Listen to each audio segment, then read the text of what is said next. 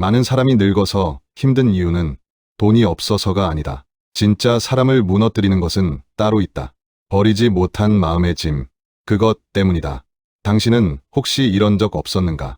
아들이나 며느리의 말 한마디에 밤새 잠을 설쳤던 적, 지나간 일을 곱씹으며 또다시 화가 났던 적, 그런 적이 있다면 오늘 이 이야기를 끝까지 들어주시기 바란다. 조선시대에 한 학자가 있었다. 이름은 정약용. 그는 18년이라는 긴 세월을 유배지에서 보냈다. 가족과 떨어지고 법과도 멀어지고 모든 것을 잃은 사람이었다. 그런 그가 마지막에 깨달은 것은 딱 하나였다. 사람을 늙고 병들게 하는 것은 세월이 아니다. 버리지 못한 습관이다. 오늘은 그 이야기를 해보려 한다. 당신이 모르고 있던 혹은 알면서도 외면했던 그 습관에 대한 이야기다. 끝까지 들어주신다면 오늘 밤은 조금 더 편안하게 잠드실 수 있을 것이다. 나이가 들면 몸이 약해진다. 이것은 누구나 안다. 그런데 정작 사람을 더 힘들게 하는 것은 몸이 아니다. 마음이다.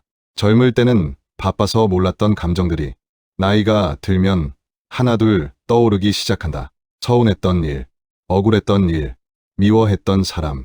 이런 것들이 자꾸만 마음 한편에 쌓이기 시작한다. 생각해 보신 적 있으신가? 왜 나이가 들수록 작은 일에도 서운함이 커지는지, 왜 옛날 일이 자꾸만 떠오르고 또 떠오르는지. 그것은 당신이 약해서가 아니다. 마음에 쌓인 짐을 한 번도 제대로 내려놓지 못해서다.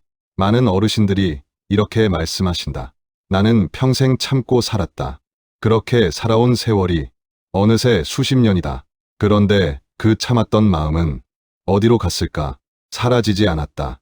가슴 한편에 그대로 쌓여 있을 뿐이다. 그것이 화병이 되고 불면이 되고 외로움이 된다. 정말 문제는 무엇일까? 자식이 무심해서가 아니다. 배우자가 변해서도 아니다. 진짜 문제는 내가 붙잡고 있는 그 마음을 놓아주지 못해서다. 이제 그 이야기를 시작해보려 한다.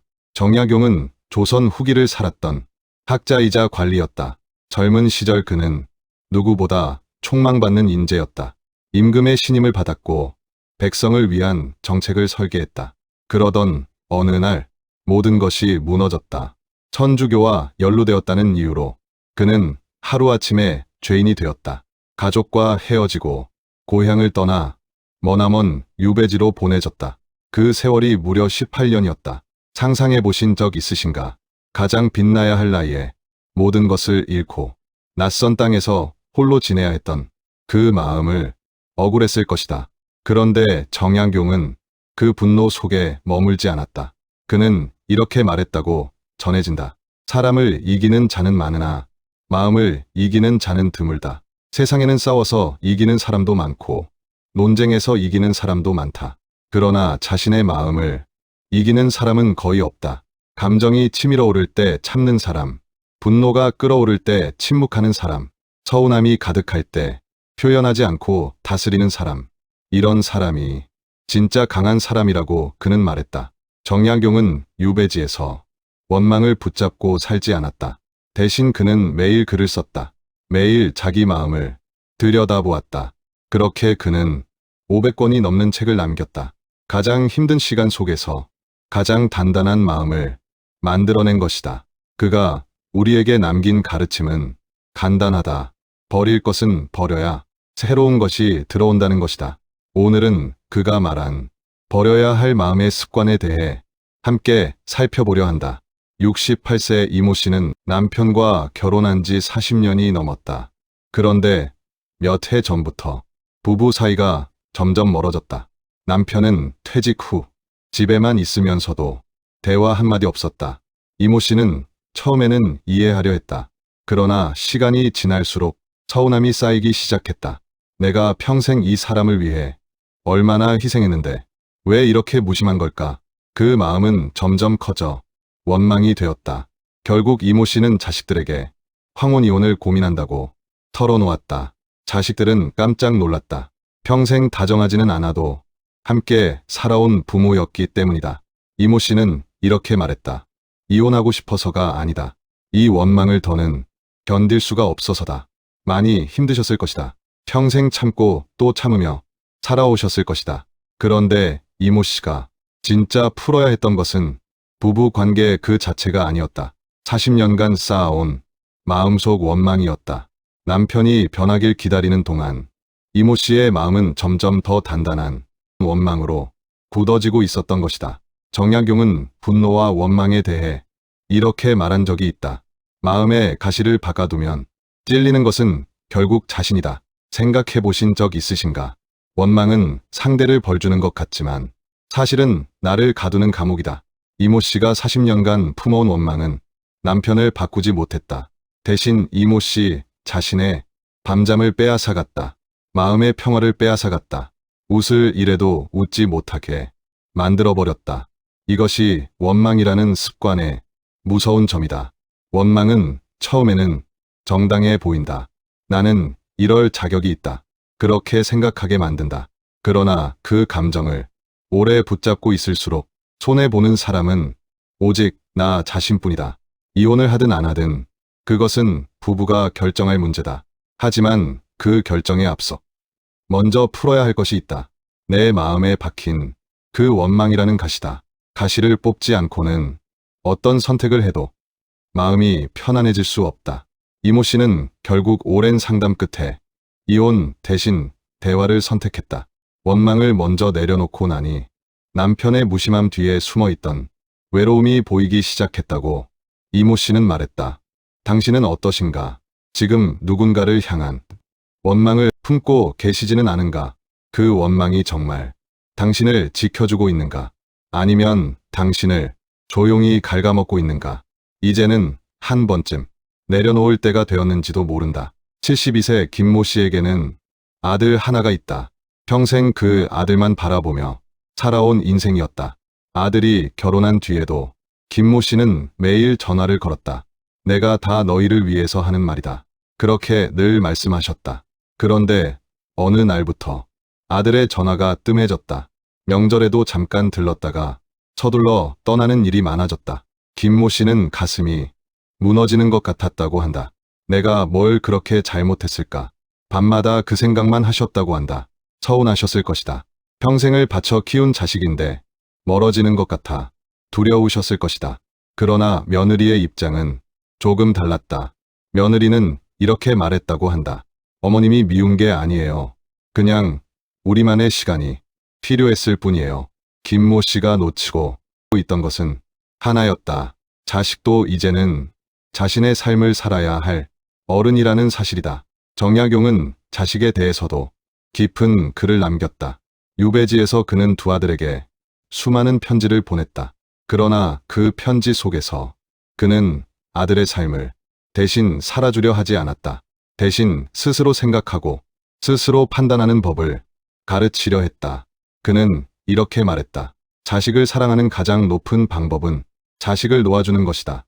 자식을 향한 걱정과 집착은 다르다. 걱정은 마음속에 품는 것이지만 집착은 자식의 삶에 끼어드는 것이다. 김모 씨가 아들에게 했던 수많은 전화와 며느리에게 했던 참견은 사랑이었을 것이다. 그러나 그 사랑의 방식이 자식에게는 부담으로 다가갔을 수 있다. 내가 자식을 위해서 한 말이 정말 자식을 위한 것이었는지 아니면 내 외로움을 달래기 위한 것이었는지 이것을 구분하는 일은 결코 쉽지 않다. 그러나 이 구분을 할 수 있을 때 비로소 자식과의 관계도 편안해질 수 있다. 김모 씨는 이후 전화 횟수를 줄이고 대신 자신만의 취미를 새로 시작했다고 한다. 그림을 배우고 동네 사람들과 산책을 했다. 그러자 신기하게도 아들의 전화가 오히려 더 자주 오기 시작했다고 한다. 자식을 놓아줄 때 오히려 자식이 가까이 돌아온다는 것. 이것이 정약용이 말하고자 했던 진심이었는지도 모른다. 75세 박모 씨는 젊은 시절 작은 회사를 운영하며 한때는 동네에서 가장 잘 나가던 사업가였다. 그런데 사업이 어려워지면서 모든 것을 잃었다. 그 후로 박모 씨는 입버릇처럼 이렇게 말했다. 내가 옛날에는 이렇지 않았다. 내가 한창 때는 말이다. 가족들도 친구들도 처음에는 그 이야기를 귀 기울여 들어주었다. 그러나 같은 이야기가 수십 번, 수백 번 반복되자 점점 자리를 피하기 시작했다. 박모 씨는 그것이 또 서운했다. 왜 다들 내 이야기를 듣기 싫어하는 걸까? 한때 빛났던 시절을 잊지 못하는 그 마음, 충분히 이해가 간다. 그러나 박모 씨가 놓치고 있던 것이 있었다. 과거의 영광에 머무는 동안 정작 지금 곁에 있는 사람들과의 시간은 흘러가고 있었다는 것이다. 정약용은 이렇게 말했다. 지나간 것을 붙잡는 것은 이미 떠난 배를 바라보며 우는 것과 같다. 그렇다면 우리는 이 마음의 짐을 어떻게 내려놓을 수 있을까? 오늘은 5가지 방법을 함께 나눠보려 한다. 첫째, 하루에 한 번 마음에 쌓인 말을 적어보는 것이다. 화가 났던 일, 서운했던 일을 종이에 적어보시라. 신기하게도 적고 나면 그 감정의 무게가 조금은 가벼워진다. 둘째, 하루에 한 가지 새로운 일을 시도하는 것이다. 작은 산책이어도 좋고 새로운 음식이어도 좋다. 과거에 머무르지 않으려면 오늘 하루에 새로운 순간을 만들어야 한다. 셋째, 자식에게 하루 한 가지만 묻고 멈추는 것이다. 모든 것을 알려 하지 말고 딱 한 가지만 묻고 나머지는 자식의 몫으로 남겨두시라. 넷째, 누군가를 향한 원망이 떠오를 때마다 그 사람의 입장에서 한번 생각해 보는 것이다. 상대에게도 나름의 사정이 있었을 수 있다. 다섯째, 매일 밤 오늘 하루 감사했던 일 한 가지를 떠올려 보는 것이다. 작은 일이어도 괜찮다. 따뜻한 밥 한 끼, 맑았던 하늘, 누군가의 작은 인사. 이 5가지를 한꺼번에 다 하지 않아도 된다. 오늘 단 하나부터 시작해 보시면 된다. 마음의 짐이라는 것은 한 번에 내려놓을 수 있는 것이 아니기 때문이다. 조금씩 천천히 내려놓으면 그것으로 충분하다. 정약용은 18년이라는 긴 유배 생활 끝에 마침내 고향으로 돌아왔다. 그가 돌아왔을 때 그의 곁에는 많은 것이 남아있지 않았다. 그러나 그는 원망하지 않았다. 오히려 그는 그 시간을 통해 더 깊어진 자신을 마주하게 되었다고 전해진다. 당신의 인생도 다르지 않을 것이다. 지금까지 살아오시면서 얼마나 많은 것을 참고 견디셨는가. 자식을 위해 당신의 시간을 내어주셨고, 배우자를 위해 당신의 감정을 눌러두셨고, 가족을 위해 당신의 꿈을 미루셨을 것이다. 그 모든 시간이 결코 헛되지 않았다. 그러나 이제는 조금씩 내려놓아도 괜찮다. 지나간 시절에 대한 그리움도 이제는 따뜻한 추억으로 남겨두어도 괜찮다. 당신은 평생 누군가를 위해 살아오신 분이다. 이제는 당신 자신을 위해 살아가셔도 괜찮다. 그것이 정약용이 우리에게 전하고 싶었던 진짜 가르침이 아니었을까? 여러분은 어떠셨나요? 혹시 오늘 이야기 속에서 당신의 모습을 발견하지는 않으셨을까요? 비슷한 경험이 있으셨다면 댓글로 편하게 이야기를 남겨주시기 바랍니다. 여러분의 이야기가 또 다른 누군가에게 큰 위로가 될 것입니다. 오늘 이야기가 조금이라도 도움이 되셨다면 구독과 좋아요로 응원해 주시기 바랍니다. 정약용의 인생지혜 이야기는 앞으로도 계속됩니다. 오늘도 함께해 주셔서 진심으로 감사드립니다.